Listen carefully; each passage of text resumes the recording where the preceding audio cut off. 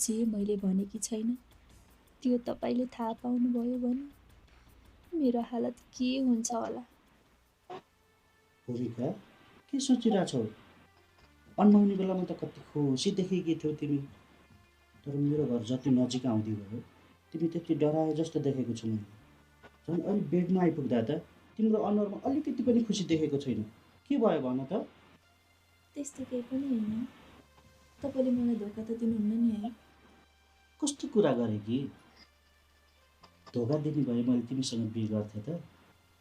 हेर, आजको रात हाम्रो लागि विशेष रात हो। त्यसैले आजको रातलाई हामीले अविस्मरणीय बनाउनुपर्छ। यस्तो डल नबन, हाँस त।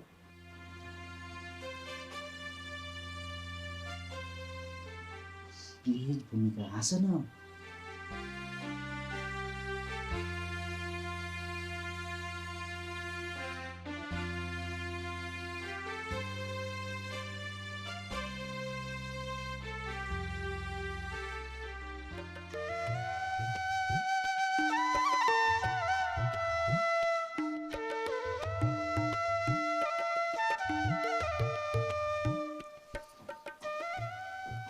म तपाईलाई एउटा कुरा भन्न चाहन्छु।